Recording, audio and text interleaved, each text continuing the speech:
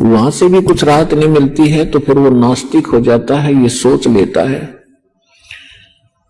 कि कोई भगवान नहीं और किसी के पास कोई ज्ञान नहीं, या तो वो उस कष्ट में मर ही जाता है या फिर नास्तिक होकर अपनी ही सूझबूझ से वो धनी होने की चेष्टा करता है, चोरी करने लगता है, रिश्वत लेता है, मिलावट करता है और ज्यादा कर्म बिगाड़ लेता है। तो परमात्मा ने स्वयं आकर के एक सतगुरु की भूमिका की और उन्होंने ये यथार्थ ज्ञान, यथार्थ भक्ति विधि और सभी क्रियाएं बताई और सभी परहेज बताए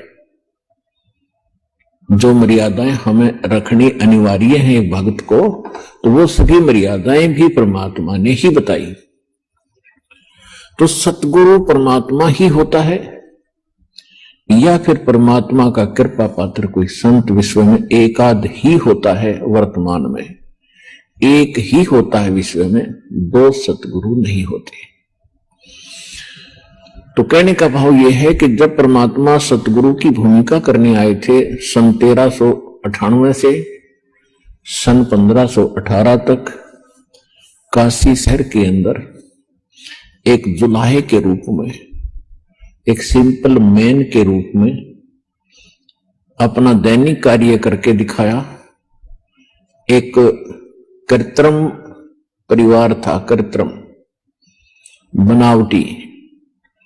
वो कैसा था कि परमात्मा सतलोक के अंदर रहते हैं। सतलोक वो स्थान है जिसको गीता अध्याय नंबर 18 के श्लोक नंबर 62 में कहा है कि अर्जुन तू सर्वभाव से उस परमेश्वर की शरण में जा, उसकी कृपा से ही तू परम शांति को और शाश्वतम स्थानम यानी सनातन परम धाम को प्राप्त होगा। गीता ज्ञानदाता अपने से अन्य किसी परमेश्वर की शरण में जाने को कह रहा है। तो वो परमेश्वर सतलोक में, शाश्वत स्थान में, सनातन परम धाम में रहता है और वहां से वो चलकर आता है यहां संसार के अंदर अपनी ही जानकारी को स्वयं बताने के लिए। तो इस लीला अनुसार परमात्मा सन 1398 में बनारस यानी काशी शहर के बाहर एक तालाब था, उसका नाम है लहर तारा तालाब। उसके अंदर कमल के फूल के ऊपर आकर विराजमान हुए, एक नवजात शिशु का रूप धारण किया। वहां से एक नीरू नीमा नाम के जुलाहा दंपत्ति थे, उनका कोई संतान नहीं थी। वो प्रतिदिन स्नान के लिए वहां जाया करते थे। जून का महीना था, पूर्णमासी का दिन, सुबह ब्रह्म मुहूर्त में वहां जब वो स्नान करने के लिए गए तो परमात्मा को वहां कमल के फूल पर एक बालक के रूप में उन्होंने प्राप्त किया, घर ले आए। परमात्मा ने 25 दिन तक कुछ भी आहार नहीं किया। माता पिता जो मुंह बोले माता पिता थे, यानी कृत्रिम परिवार था उनका, वो चिंतित हुए। फिर परमेश्वर की कृपा हुई, उनको प्रेरणा हुई और एक कुंवारी गाय लाई गई। कुंवारी गाय ने दूध दिया। उस कुंवारी गाय का दूध परमात्मा पिया करते थे बालक रूप में। ऋग्वेद मंडल नंबर 9 सूक्त नंबर 1 मंत्र 9 में यह प्रमाण है कि परमात्मा जब शिशु रूप धारण करके एक लीला करने आते हैं, उस समय उनकी परवरिश की लीला कुंवारी गायों के द्वारा होती है। और कबीर सागर के अंदर, ज्ञान सागर में यह प्रमाणित है कि परमात्मा 25 दिन तक कुछ आहार किया नहीं और तब उनको कुंवारी गाय उनके सामने लाई गई। कुंवारी गाय ने दूध दिया, उस दूध को परमात्मा पिया करते थे। एक तो यह सिद्ध होता जा रहा है कि हु इज गॉड, परमात्मा है कौन। जो वेदों को हम सत्य मानते हैं, वेद परमात्मा की महिमा से युक्त हैं, परमात्मा के गुणगान ही वेदों के अंदर लिखा गया है, भगवान का विधान बताया गया है। परमात्मा कैसी लीला करता है, कैसा है, कहाँ रहता है, उसके मिलने की विधि क्या है, यह हमारे सदग्रंथों में प्रमाणित है, विद्यमान है। तो उन्हीं सदग्रंथों से आज ये निष्कर्ष निकल रहा है, ये सत्य सामने आ रही है कि परमात्मा साकार है। इन वेदों के पढ़ने वाले आज तक हमें निराकार बताया करते थे। तेने खाक पढ़ा वेद, अपना जीवन नाश किया प्रभुता के भूखों ने या माया के पुजारियों ने, और हमारे पूर्वजों को डबो दिया, भूत बनवा दिए, पशु बनवा दिए, गलत साधना करवा के। वो भोले भाले थे, ये संस्कृत के बोलने वाले गुरु बने चतुर दिखाई देते थे। उन्होंने सोच लिया था कि बड़े विद्वान हैं, संस्कृत भाषा बहुत जानते हैं, सदग्रंथों को ठीक से जाना होगा, समझा होगा, लेकिन उनको कह ख भी पता नहीं था उन हमारे धर्म गुरुओं को, हमारे सदग्रंथों का, और ना उनका कोई अपना अनुभव था, जिस कारण से इन्होंने सारा ज्ञान उलट बता दिया। उस ज्ञान को सीधा करने में हमें कितना संघर्ष करना पड़ रहा है। 120 वर्ष परमात्मा रह गए, चले गए, किसी ने नहीं सुना वो क्या कहा करते थे। वो 600 वर्ष पहले बताया करते थे कि 3 देव की जो करते भक्ति उनकी कदे ना हो मुक्ति, और इसी बात का इतना भयंकर विरोध करवा दिया था धर्म गुरुओं ने। परमात्मा के साथ 100 सितम किए, ऐसे पैर ढाए, कलेजा मुंह को आता है उनकी लीलाओं को देखकर। वो हमारे लिए भटक रहे थे, हम उनके पीछे पड़ गए। तू जुलाहा है, तू धानक है, क्या जाने भगवान के बारे में, तेने क्या पता सदग्रंथों का। जो परमात्मा ने 600 वर्ष पहले वो ज्ञान दिया था, वो लिपिबद्ध कर दिया गया आदरणीय धर्मदास साहिब जी के द्वारा। और आज वो ज्ञान जो भगवान बताया करते थे, आज हमारे सदग्रंथों में जो का तो मिला। तो इससे सिद्ध है कि जो हमारे धर्म गुरु थे वो हमारे सिलेबस से, हमारे दातन ग्रंथों से अपरिचित थे, बिल्कुल महामूर्ख थे। जो टीचर अपने सिलेबस से परिचित नहीं है तो टीचर नहीं, वो तो महामूर्ख व्यक्ति है, विद्यार्थियों का नाशक है। तो कहने का भाव यह है कि जब परमात्मा 5 वर्ष के हुए, 5 वर्ष की आयु में 104 वर्ष के आयु के एक विद्वान पंडित ब्राह्मण स्वामी रामानंद जी को परमात्मा ने ज्ञान के अंदर पराजित कर दिया। उनको जवाब नहीं आ रहा था। तो कहने का भाव यह है कि परमात्मा ही स्वयं आकर के ज्ञान देते हैं। रामानंद जी को मालिक ने बहुत पहले तो वेदों गीता से पूछा कि आप कहते हो परमात्मा पाप नाश नहीं कर सकता, कर्म तो जीव को भोगने ही पड़ते हैं, जैसा जिसने किया है वो तो भोगना ही पड़ेगा, और भक्ति भी करते ही रहना होगा। परमात्मा ने एक ही प्रश्न किया था, स्वामी जी आप ग्रंथों को मानते हैं, क्या आप वेदों को सत्य मानते हैं? स्वामी रामानंद जी वेदों को आधार मानकर ही जनता को ज्ञान बताया करते थे, और साथ में पुराणों को, गीता को, सबको आधार बताते थे, और परमात्मा को निराकार बताते थे। और एक सामान्य थ्योरी बना रखी थी, एक साधारण सब ने एक सिद्धांत बता रखा था। पहले तो अपने जंतर मंत्र बताते हैं, ये कर लो, वो कर लो, ये जाप कर लो, ये हवन करवा दो, इतना दान कर दो, गंगा में स्नान कराओ, प्रयाग में पिंड भरवा दो, ये पिंड भरवा दो। जब सारा कुछ करवा कर थक जाते हैं, कुछ राहत नहीं मिलती, फिर लास्ट में कहते हैं ये तुम्हारे प्रारब्ध के अंदर लिखा हुआ संस्कार है, ये तो भोगने से ही कटेगा, भक्ति करते रहो। अब यहां आकर के परमात्मा का जो ज्ञान है ये सीधा करता है प्रत्येक पहलू को। परमात्मा ने कहा कि यदि भक्ति करने वाले भक्त को और संकटों ने घेर रखा है, आपकी क्रियाओं से राहत मिली नहीं, तो वो संकट तो उसके ऊपर ज्यों का त्यों है, वो पीड़ित है, दुखी है। तो भक्ति करेगा कैसे, उसका विश्वास कैसे बनेगा परमात्मा के ऊपर कि कोई परमात्मा शक्ति है।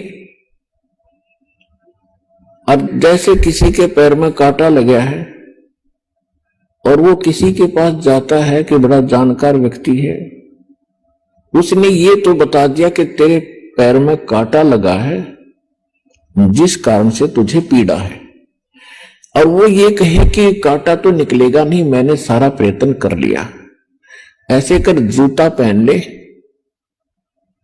और आगे कांटे नहीं लगेंगे। तो कांटा लगे पैर में, जूता पहना नहीं जा सकता, कांटा निकले और फिर उसको सलाह दी जाए कि जूता मत निकाल देना, ये पहने रखना, तो वो पूरे सफर में जूता नहीं निकाल लगा, क्योंकि वो कष्ट का अनुभव कर चुका है जूते के अभाव से कितनी हानि होती है। तो फिर वो व्यक्ति आजीवन जूता पहनेगा उस सफर में। इसी प्रकार हम जीवन रूपी सफर में चल रहे हैं।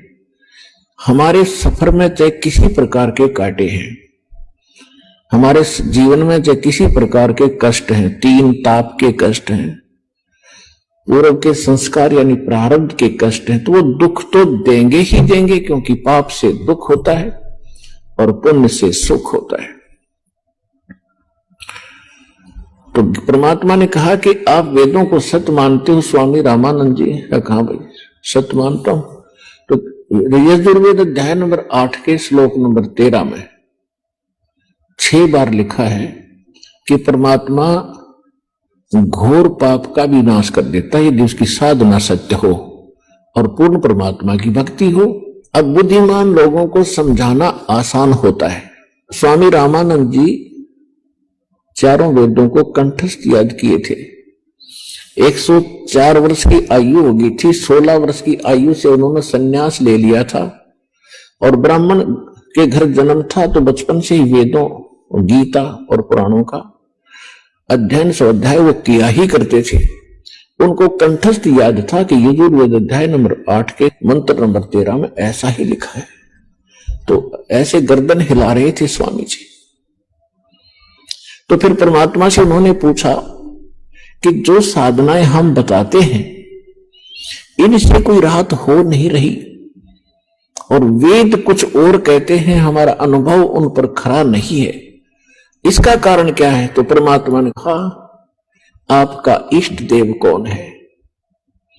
परमेश्वर कबीर जी ने पूछा कि आपका पूज्य देव कौन है?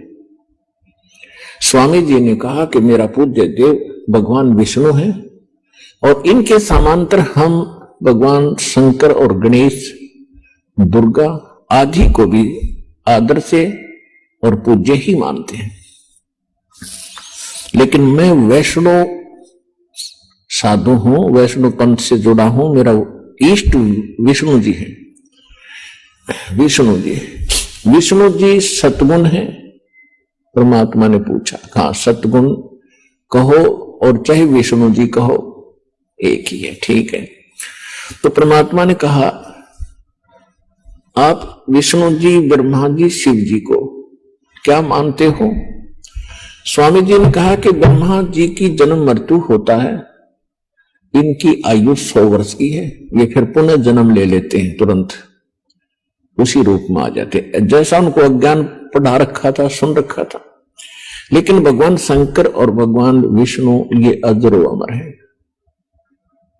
और भगवान विष्णु ही 3 लीला करता है। रजोगुण युक्त होकर ये सृष्टि रचते हैं, सतोगुण युक्त होकर के ये पालन करते हैं, और तमोगुण युक्त होकर के ये संहार कर देते हैं। ये स्वयं ही सब कार्य करते हैं। ये अजरो अमर है, अविनाशी है।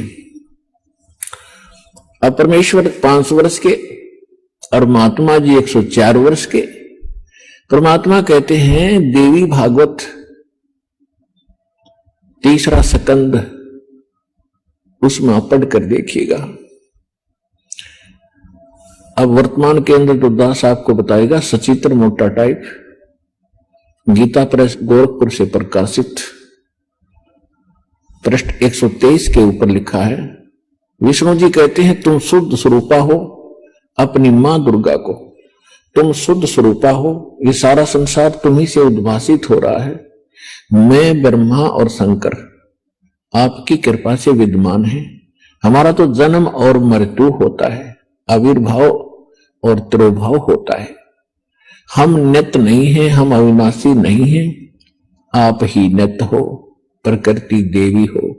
फिर भगवान शंकर कहते हैं कि भगवान विष्णु के बाद उत्पन्न होने वाले ब्रह्मा जी भी तो आपके ही पुत्र हैं, तो फिर मैं भी तो आपका ही बेटा हुआ। आगे काफी प्रकरण है इसके अंदर। तो परमात्मा ने कहा कि आप कहते हो इनके जन्म मृत्यु नहीं है, अरे इनके देखो ये खुद कहते हैं हम तो जन्मते और मरते हैं, हमारी माता दुर्गा है। और पिता कौन है इनका? अब वो तो बता ही चुके थे कि इनका कोई माता नहीं, कोई पिता नहीं। तो परमात्मा ने कहा मोती मुक्ता दर्शत नाही, ये जग है सब अंदरे, दिखत के तो नैन चश्म इनका फेरा मोतिया बंदरे। ये दिखे तो बड़े विद्वान, संस्कृत को याद कर रखा कंठस्थ, सारा 2-2 घंटे संस्कृत में भाषण देते रहते हैं और कह का पता नहीं तुम्हें अपने सदग्रंथों के बारे में।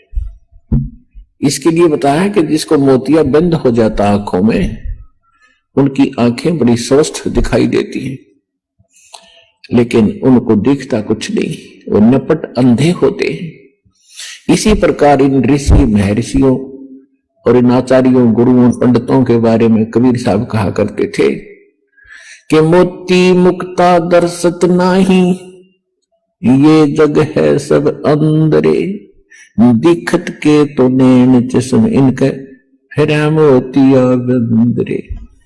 संस्कृत भाषा को बोलते हैं तब तो ऐसा लगता है जैसे बड़े विद्वान होंगे, और जब इनके अंदर की तलाशी ली जाती है, इनसे प्रश्न किया जाता है, ये चौड़े में फेल हो जाते हैं, ये नपट अंधे हैं, आंखों वाले अंधे हैं, इनको ज्ञान नहीं। तो परमात्मा ने कहा कि फिर आपने ये पढ़ा क्या स्वामी जी? अब स्वामी जी कति टूट गए। देखो साधु संत भक्त परमात्मा के लिए ही प्रयत्नशील होते हैं। जो भक्त हैं उनको भी भगवान की तलाश है, इसलिए वो किसी गुरु के पास गए हैं, और गुरु जो पद पे प्राप्त बैठा है वो भी तो भगवान के लिए ही घर से निकला है, उसने प्रयत्न प्रारंभ किए हैं तो परमात्मा के लिए किए हैं। अब ठीक है वो गुरु पद पर बैठ गया और बहुत से शिष्य भी हो गए हैं, तो उसने पुनः विचार करना पड़ेगा, क्योंकि उसको परमात्मा की आवश्यकता है। यदि उसका मार्ग गलत है तो आज भी ठीक किया जा सकता है उसको, और यदि आज भी ठीक नहीं करेगा अभी अपने अभिमानवश, तो वो दूना दोषी होगा। वो इस कैटेगरी का होगा कि जानबूझ साची तजय करे झूठ तेने, और ताकि संगत है प्रभु सौ पद में भी ना दे। वो कृतघ्नी व्यक्ति होगा, चाहे वैसे गुरु बना बैठा है, जिसको ये पता लग गया तेरा ज्ञान गलत, तेरा नाम गलत, तेरी साधना गलत, और वो फिर भी हार मानने को स्वीकार नहीं है, यानी फिर भी ये नहीं कहता अपने शिष्यों को कि अभी मेरा मार्ग गलत है, तो वो कृतघ्नी प्राणी बताया है। उसके विषय में कहा है कि जानबूझ साची तजय और करे झूठ तेने, और ताकि संगत है प्रभु स्वप्न में भी नहीं थे। इसे नालायक आदमी की तो सपने में भी भेंट नहीं होनी चाहिए इसके साथ। और जो उनके फंसे बैठे हैं भोली श्रद्धालु, अब उन्होंने स्वयं सोचना पड़ेगा। अगर वो गुरु होगा और भगवान की खोज में होगा तो पहले वो कहेगा अपने शिष्यों को, क्योंकि जो दास ज्ञान देता है सबसे पहले खटक उन गुरुओं को लगती है, क्योंकि उनके विषय में बोला जा रहा है कि उसका ज्ञान गलत, राधा स्वामी पंथ का ज्ञान गलत, उनके नाम गलत, उनकी साधना गलत। धन धन सतगुरु सच्चा सौदा सिरसा और जगमाल वाले के बारे में कहा जा रहा है, उनका नाम गलत, उनका ज्ञान गलत, उनकी भक्ति गलत, उनका रास्ता गलत। और जितने भी ये ब्रह्मा विष्णु महेश के पुजारी, साराम सुधांशु जी, ये कुमार स्वामी, ये इनका सारा मार्ग गलत। और ये 3 देव की भक्ति करते हैं, इनमें जीव का मोक्ष नहीं। तो इनको सबसे पहले इस बात पर जोर देना चाहिए कि ये क्यों कह रहा रामपाल दास। इसका उद्देश्य क्या है? कम से कम उद्देश्य जानकर हमारे सदग्रंथों को, लिटरेचर को पढ़ रहे ये संत दास की उनसे विनम्र प्रार्थना है, उनका भी जीव रक्षा होगी। उनके अंतर्गत जो भोले श्रद्धालु फंसे पड़े हैं उनको संत मान के, संत वही होता है जिसके पास पूर्ण ज्ञान हो और साधना ठीक है नहीं तो भक्त नहीं है, ना वो गुरु है। वो तो एक अपना जीवन नाश कर रहे हैं। तो उनसे दास उनके हित के लिए कह रहा है। जैसे कोई रास्ते में जा रहा है और काफी लंबे सफर पर पहुंच गया और वहां उसको कोई टोक रहा है, कहां जा रहे हो भाई? तो उस स्थान का नाम बताते हैं और वहां कोई व्यक्ति खड़ा है, वो कहता है ये रास्ता ठीक नहीं है आपका, आप बहुत गलत जा रहे हो। तो उस व्यक्ति को क्या करना चाहिए? 1, 2, 4 और से सलाह लेनी चाहिए भी सचमुच मैं जा रहा हूं, ये मार्ग ठीक है कि? और उसके साथ झगड़ने लग जा कि तू क्यों बोल रहा है मेरे मार्ग को गलत, तूने कैसे बता दिया गलत? तो ये बुद्धिमान का काम नहीं, ये तो महानीच व्यक्ति करता है ऐसा व्यवहार। कोई कहता है भी तेरा रास्ता ठीक नहीं, तो उसने धन्यवाद करना चाहिए उसका और सोचना चाहिए भी बता कैसे गलत जा रहा हूं, मेरा विश्वास दृढ़ कर कि मैं गलत जा रहा हूं। तो और नहीं तो मैप हमारे पास है, उस नक्शे को, उस मानचित्र को सामने धर ले और भाई तू यहां खड़ा है, ये शहर है और आप जा रहे हो दिल्ली और आप हिसार से चल के आगे सिरसा, ये सिरसा यहां पर है और दिल्ली इधर है, तेरा मार्ग इसलिए गलत है। तो फिर उसने पुनर्विचार करना चाहिए।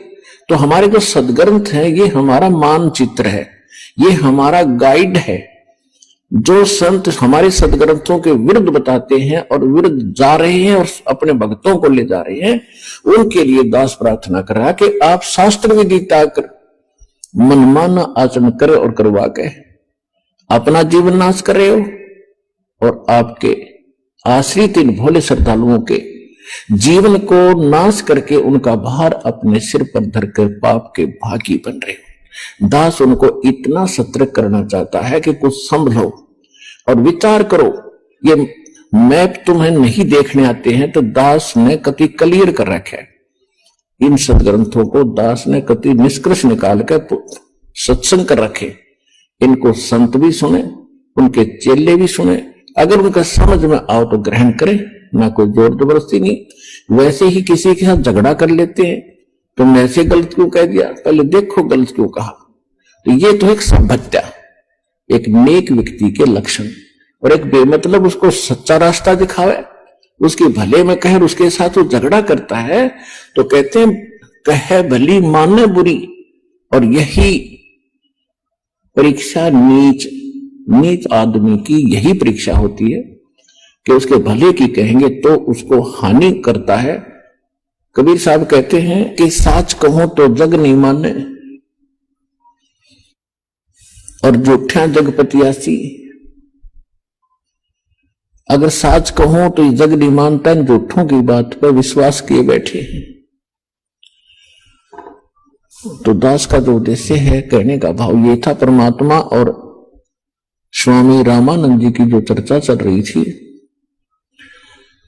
जब स्वामी जी हर तरह से फेल हो लिए, उनकी हर बात को परमात्मा ने, हर पॉइंट को कैंसिल कर दिया, तो परमात्मा ने कहा कि आप विष्णु जी के उपासक हैं, आप कहां जाओगे स्वामी जी? अब स्वामी रामानंद जी कहते हैं कि मैं स्वर्ग लोक में जाऊंगा। स्वर्ग लोक में कितने दिन रहोगे दाता? अब विद्वान पुरुष थे, तुरंत मान गए, श्रेष्ठ बता दिया कि जब तक मेरे पुण्य या भक्ति कर्म जो मैं कर रहा हूं, साधनाएं, ये पुण्य मेरे साथ रहेंगे तब तक मैं रहूंगा स्वर्ग में। उसके बाद यानी विष्णु जी के लोक में रहूंगा। परमात्मा बोले जब आपके पुण्य समाप्त हो जाएंगे स्वामी जी फिर कहां जाओगे?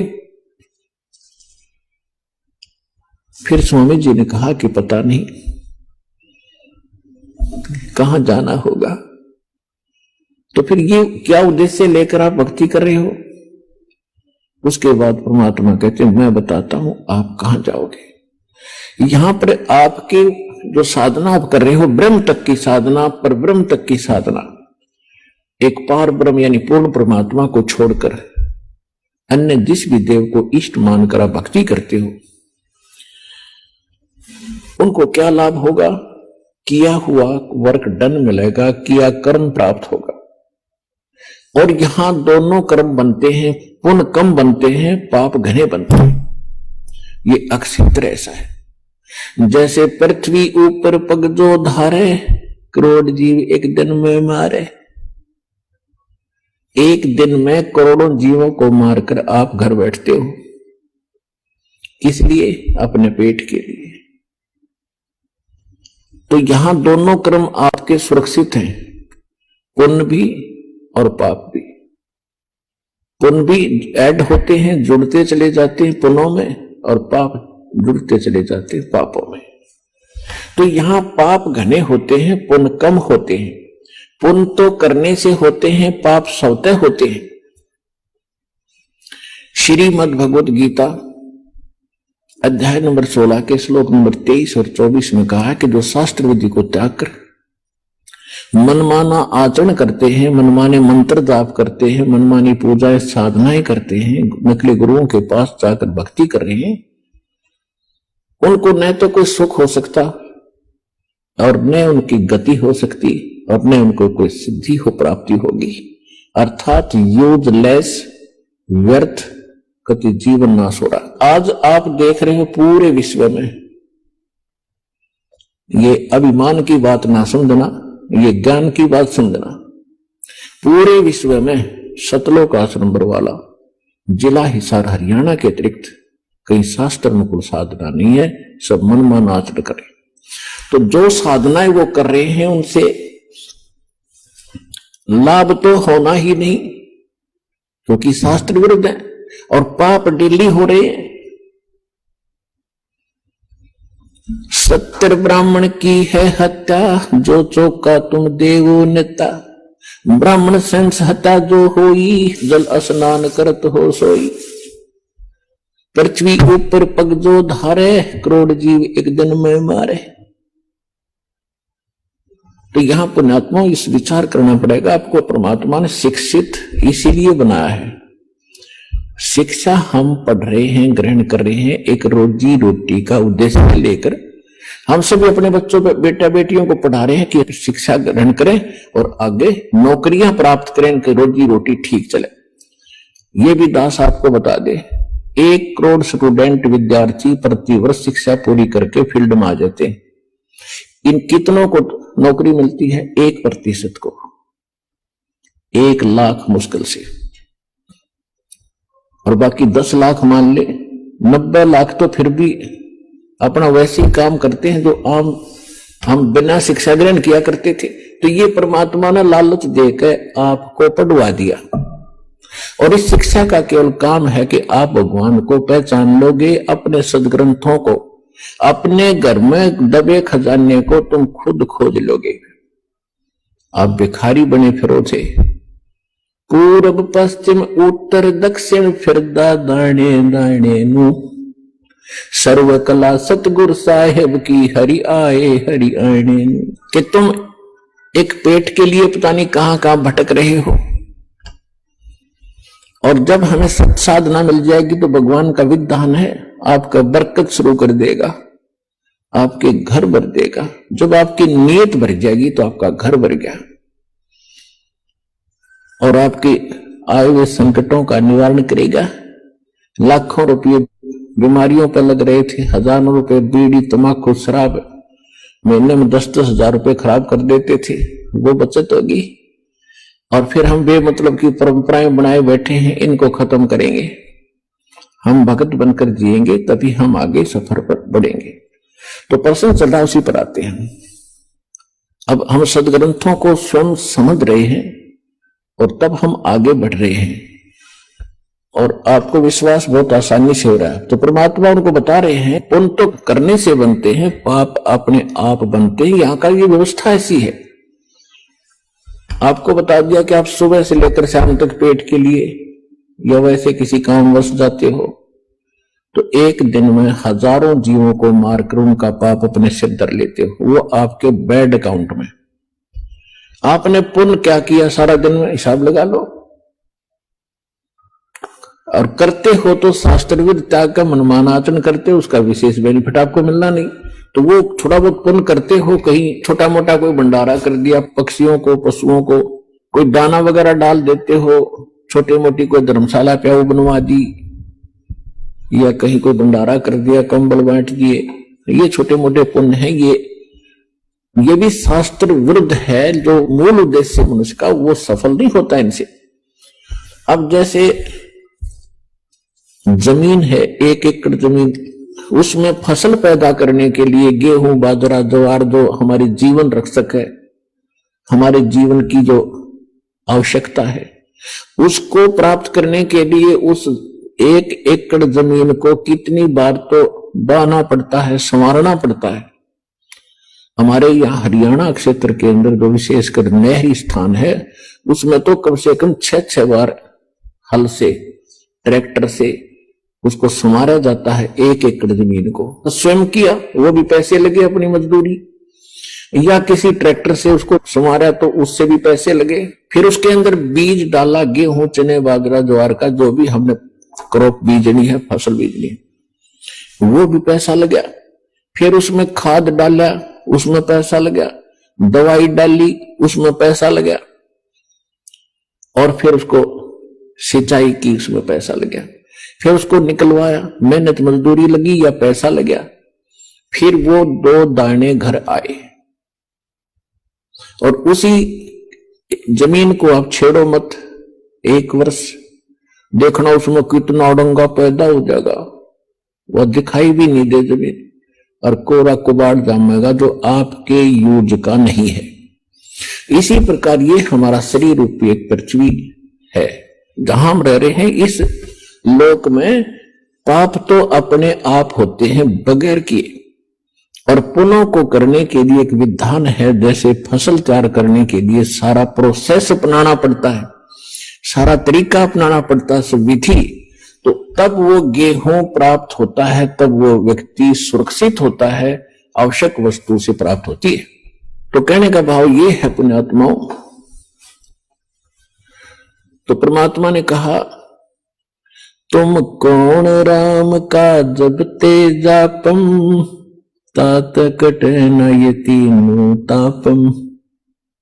तुम किस राम का भजन करते हो जिस कारण से आपकी साधना से, आपके द्वारा बताए गए इस मंत्रों से आपके व्ययों को लाभ नहीं हो रहा।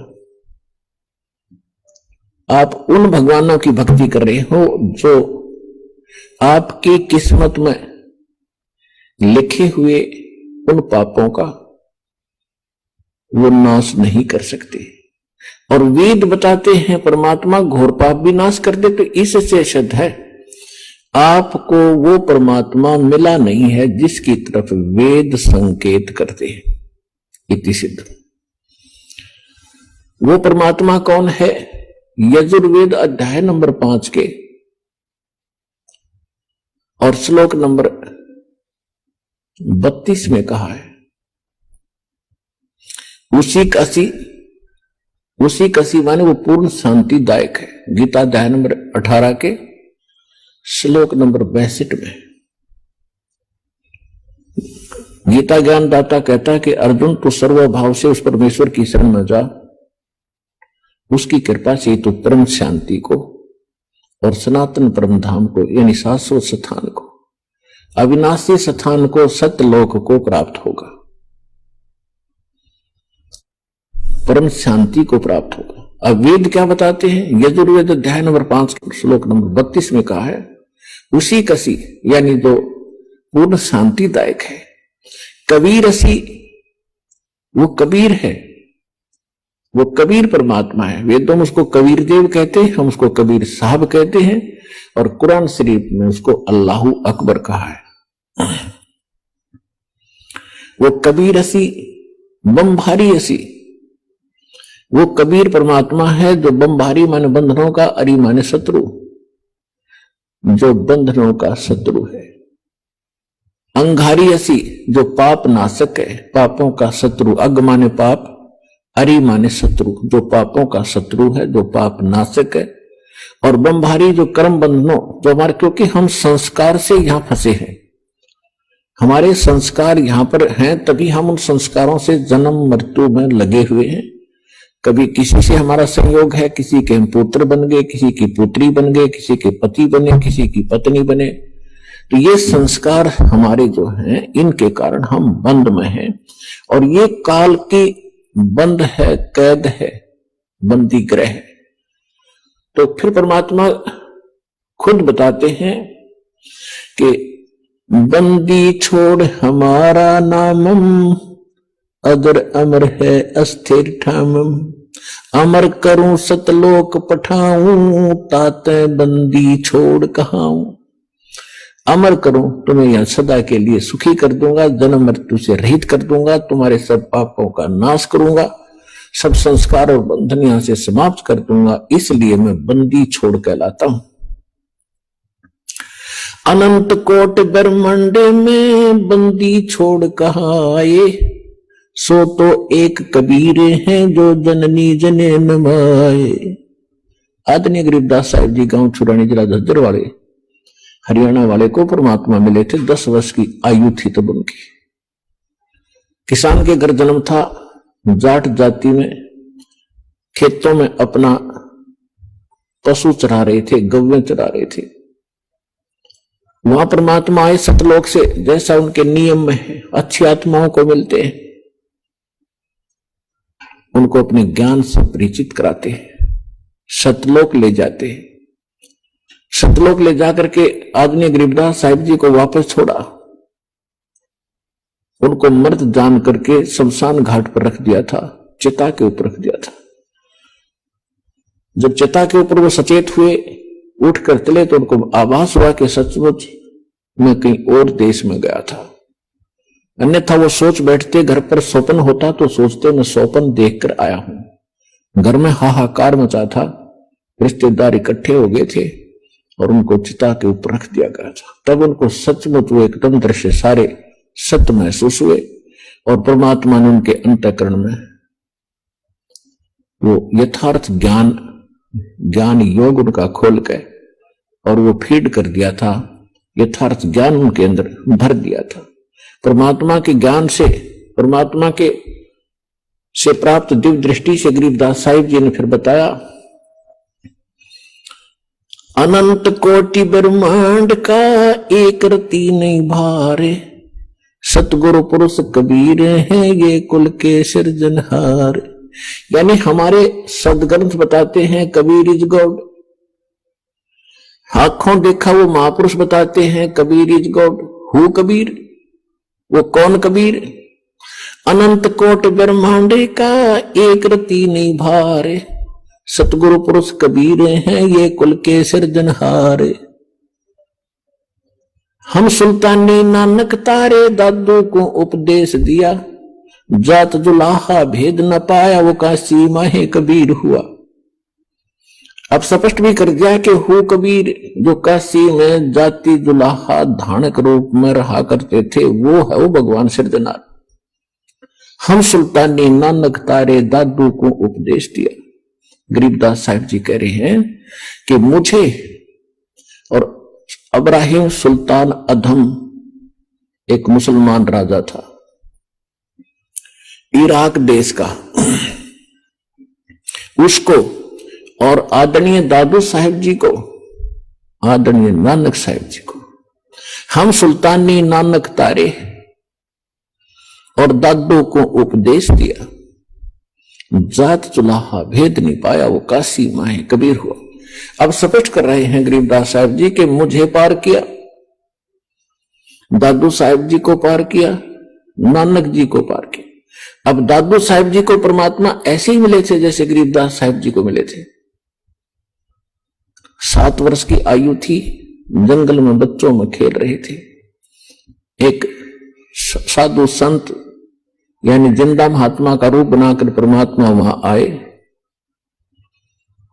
बच्चों से एक बात की, दादू जी को वहां लेकर गए, आत्मा को सतलोक के अंदर ऊपर के सब ब्रह्मांड दिखाए।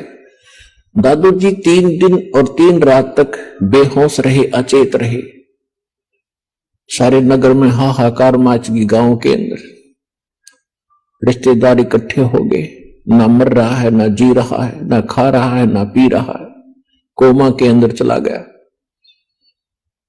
अब सांस चल रही है, मर्त भी नहीं कह सकते। तीसरे दिन परमात्मा ने उनको आत्मा को वापस छोड़ दिया। तब उठकर उन्होंने कहा था, जिन मुझको निज नाम दिया सोए सतगुरु हमार, दादू दूसरा कोई नहीं, ये कबीर सृजनहार। उसके बाद नानक साहिब जी को परमात्मा मिले थे बेई नदी के ऊपर।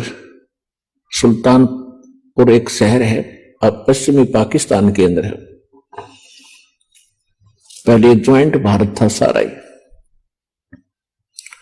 तो वहां वो नौकरी करते थे एक राजा के घर, नवाब के यहां मोदी खाने में। नानक जी प्रतिदिन स्नान करने के लिए जाते थे।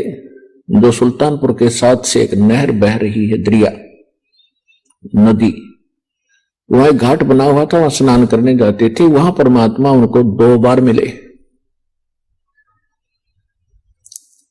पहली बार तो वो अपने आप जैसे जहां काशी में रहते थे उस रूप में गए।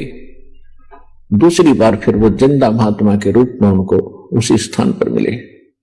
उनको दरिया के अंदर स्नान करने के लिए डुबकी लगाने की बहाना करके 3 दिन तक अदृश्य कर दिया, कहीं और स्थान पर उनके शरीर को रखकर सतलोक के अंदर लेकर गए।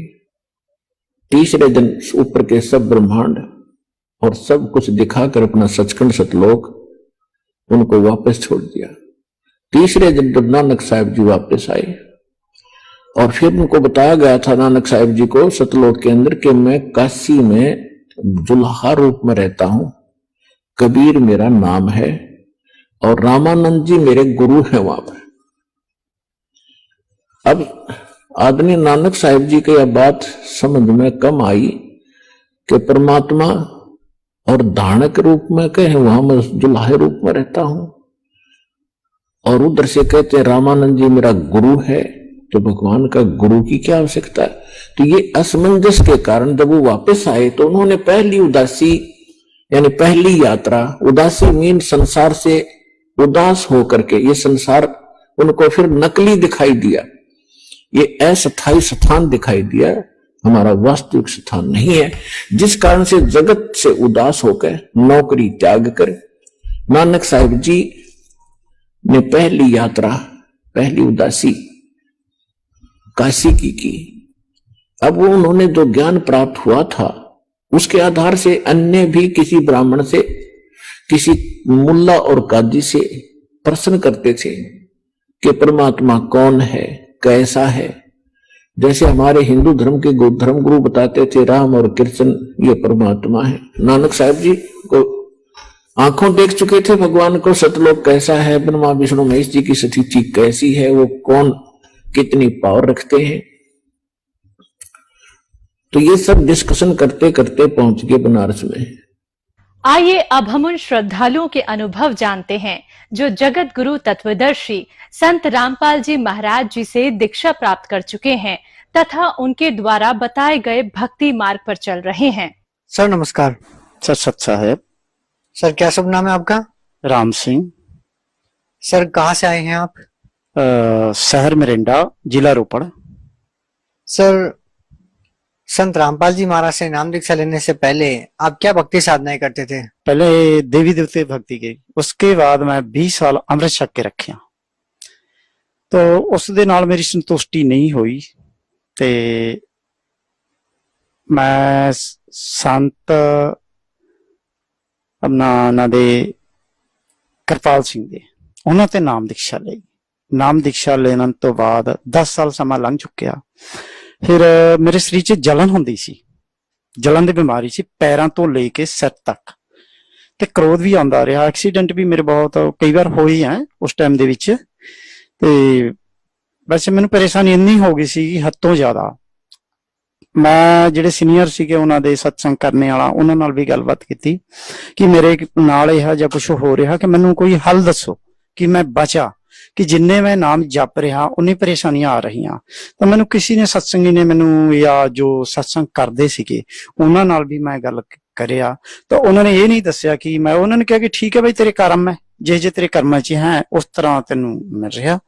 ਮੈਂ ਕਿਹਾ ਯਾਰ ਇਹ ਤਾਂ ਕੋਈ ਗੱਲ ਬਣੀ ਨਹੀਂ, ਕਿ ਜਦ ਮੈਂ ਤਪੱਸਿਆ ਕਰ ਰਿਹਾ, ਗੁਰੂ ਨਾਲ ਜੁੜਿਆ ਹੋਇਆ, ਤਾਂ ਮੇਰੇ ਕਰਮ ਕੱਟਣੇ ਚਾਹੀਦੇ, ਕਿ ਮੈਨੂੰ ਦੁੱਖ ਥੋੜੀ ਆਉਣਾ ਚਾਹੀਦਾ, ਕਿ ਦੁੱਖ ਬਹੁਤ ਆ ਰਿਹਾ।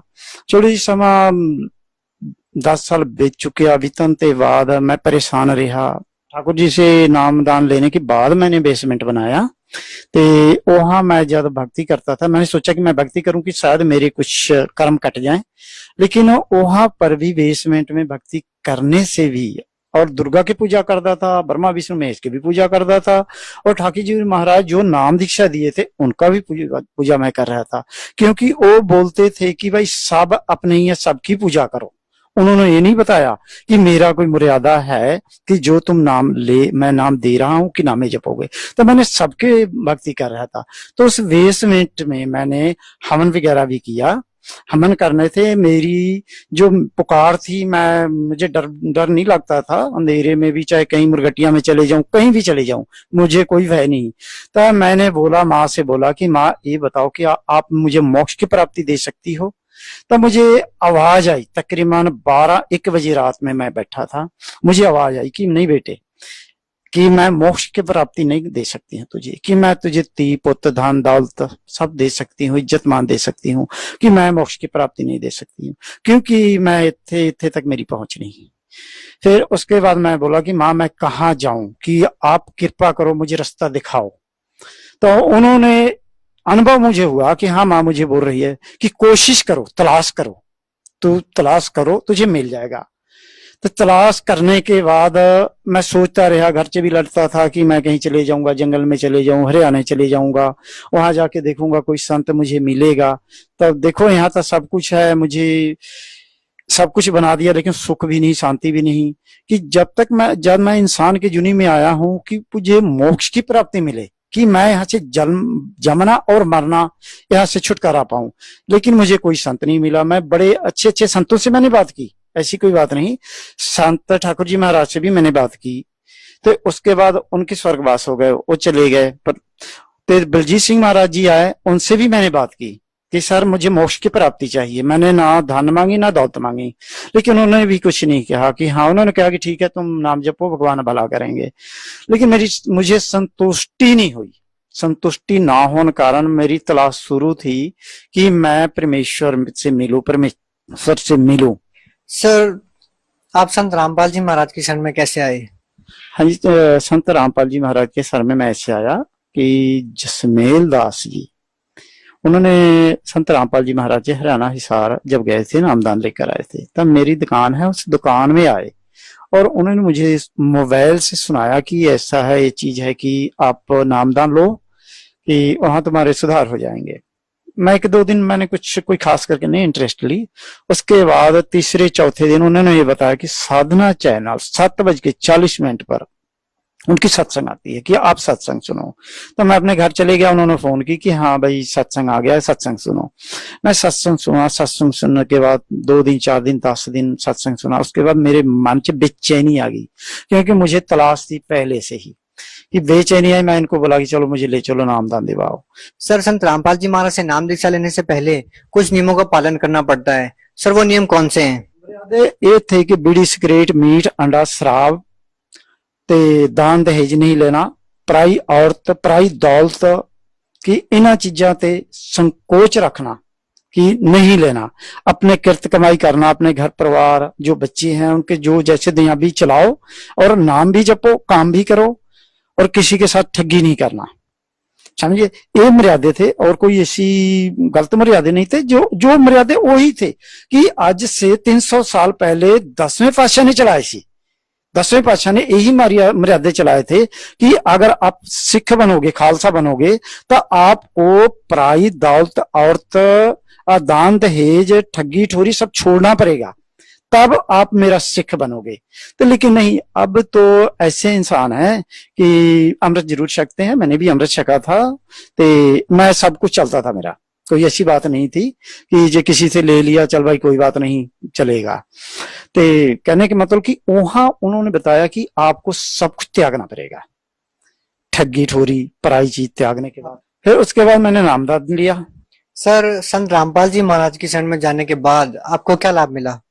हाँ जी, संत रामपाल जी महाराज जी के पास जाने से मुझे लाभ, पहले लाभ था मेरी है कि मेरे शरीर में जलन की बीमारी थी, तकरीबन हर समय होती रहती थी, ऐसी कोई बात नहीं कि कोई दवाई से भी नहीं ठीक होता था, या कई बार मैं बहुत चंगे अच्छे डॉक्टर से, MBBS डॉक्टर से मैंने दवाई ली, लेकिन नहीं ठीक हुआ। फिर संत रामपाल जी महाराज के पास जाने से पहले ही तो मेरी एक जलन की बीमारी थी कि उनके आशीर्वाद से ही मेरी जलन की बीमारी ठीक हो गई। दूसरी बात है कि मेरे घर परिवार में हर समय झगड़ा लड़ाई करते ही रहते थे हम तकरीबन, तो एक लड़ाई झगड़ा बंद हो गई, हमारे घर में शांति, मेरे मन में शांति हुई। दूसरी लाभ है कि जो कारोबार, पहले मेरे पास पैसे आते जरूर थे पर जाते कहाँ थे ये मुझे मालूम नहीं होता था, अब मेरे घर में पैसे भी खर्चते हैं। पहले कभी घर वाली बीमार हो गई, कभी बच्चे बीमार हो गए, कभी मेरे पोते बीमार हो गए, लेकिन वो बात नहीं है। अब मैं बेशक मैं अकेला नामदान लिया हूं, मेरे बच्चे नहीं लिए हैं, मुझे कोई ये नहीं कहते कि आप नामदान क्यों ले, उनको बहुत खुशी है कि जो आपको अच्छा लगता है ठीक है आप ले लिए नामदान, बहुत अच्छी बात है। मुझे इतना ज्ञान हो गया संत रामपाल जी महाराज के पास जाके कि मुझे देवी देवता के पूजा करने से क्या बेनिफिट है और पूर्ण परमेश्वर, कबीर परमेश्वर की पूजा करने से क्या बेनिफिट है। शास्त्र अनुसार संत रामपाल जी महाराज है ना, वो शास्त्र अनुसार पूजा बताते हैं, शास्त्र अनुकूल बताते हैं कि जो देवी देवता की पूजा करते हैं उनको मालूम नहीं, क्योंकि मुझे भी मालूम नहीं था। अब मुझे इतना ज्ञान हुआ मेरे संत रामपाल जी महाराज के पास जाने से कि नहीं, मैं हिंदू हूं तो मुझे, सिख हूं तो मुझे ग्रंथ साहब के अनुसार पूजा करना चाहिए। अगर हिंदू है तो उनको गीता जी के अनुसार पूजा करनी चाहिए, अगर सिख है या ईसाई है तो उन्हें बाइबल और कुरान के अनुसार करनी चाहिए।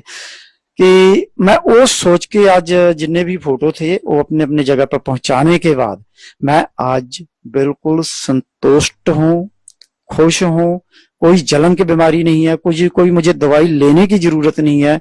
मेरे कारोबार जो पहले इच्छा थी, है मैं ये कर लूं, है मैं वो कर लूं, कोई इच्छा नहीं है, लेकिन काम मेरे सब चलते हैं, कोई पैसे की प्रॉब्लम नहीं है, घर में लड़ाई नहीं है, मेरे बच्चे बहुत मेरे कहने में हैं और परिवार में मेरी हर तरह से तकरीबन ठीक हूं मैं। सर, संत रामपाल जी महाराज जी किस धर्म को श्रेष्ठ मानते हैं?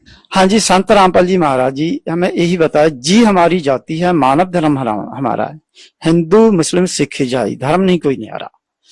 समझिए कि मेरे गुरु जी है कि धर्म प्रति कोई ऐसी बात नहीं करते कि वो सब ये कहते हैं कि बच्चे हैं हमारे, सब मेरे बच्चे हैं, कि चाहे हिंदू है, चाहे मुस्लिम है, सिख है, चाहे ईसाई, उनके लिए कोई धर्म नहीं है, एक कोई है, सब इंसान। इस करके मेरे गुरु जी के सोचने के अनुसार वही मैं सोचता हूँ कि मैं भी यही सोचता हूँ कि मैं घूमता फिरता, कारोबार मेरा पेपर का है, मैं हर एक इंसान से संपर्क है मेरा, मेरी सोच भी ऐसे ही होगी। जो मेरे गुरु जी ने मुझे बचाया उसका प्रभाव मेरे ऊपर भी है।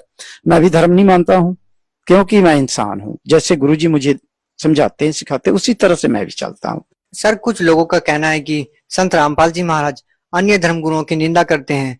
संत रामपाल जी महाराज अपने सत्संग प्रवचनों में अन्य धर्म गुरुओं के ऊपर कटाक्ष करते रहते हैं। सर, क्या संत रामपाल जी महाराज अन्य धर्म गुरुओं की निंदा करते हैं? नहीं, संत रामपाल जी महाराज मेरे किसी धर्म गुरु के निंदा नहीं करते। वो ये कहते हैं कि अगर आपको मालूम नहीं है, ये भी नहीं कहते कि आपको ज्ञान नहीं है, वो ये कहते हैं कि आप नहीं पढ़े शास्त्र को तो आप शास्त्र पढ़ो, कि मेरे पास ज्ञान गंगा किताब है, ठीक है, आप पढ़ लो, पढ़ के अपने ग्रंथ मिलाओ, मिलाने के बाद ठीक है मेरे पास आओ, आम चर्चा कर लो, बैठो, बड़े प्यार सत्कार से बुलाते हैं, निमंत्रण देते हैं कि आप आओ मेरे पास बैठ के बातचीत करो, अगर ठीक है तो आओ मेरे साथ जुड़ के, जितने भी आत्मा है सबको तलाश है परमेश्वर की, आप इसको भरमाओ मत, इसको तबाह मत करो, इसको लाइन। ठीक है, मैं ये नहीं कह रहा हूं कि मैं परमेश्वर हूं, लेकिन ज्ञान देखो, जो शास्त्र में लिखा हुआ उसको मानो।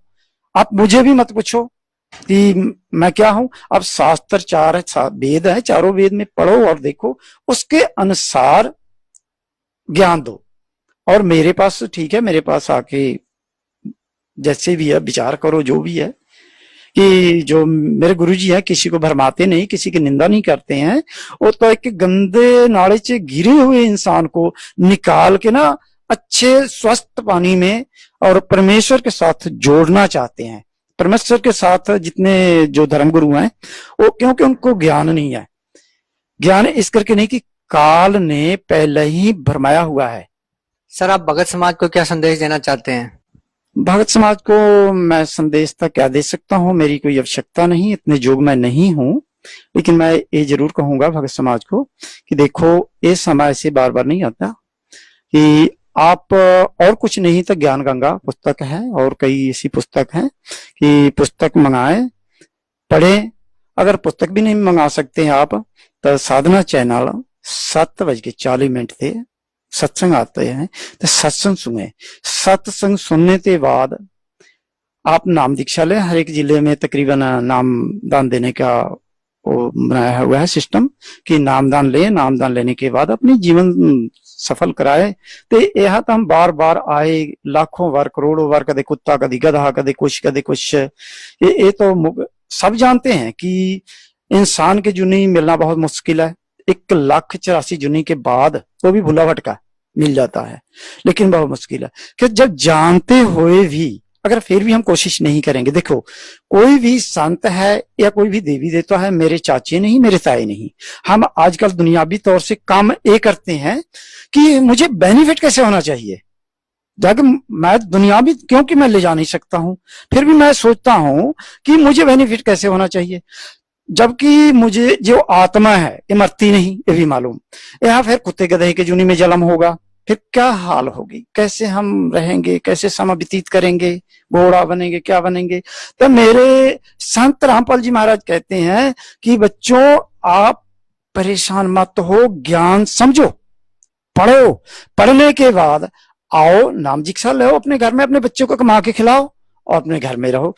कि मैं संदेश यही देना चाहता हूं कि देखो सब भाई बहन से मेरी यही प्रार्थना है कि आप संत रामपाल जी महाराज से नाम दीक्षा ले और अपने जीवन के सुधार कराएं। सर, बहुत बहुत धन्यवाद। सत साहिब जी।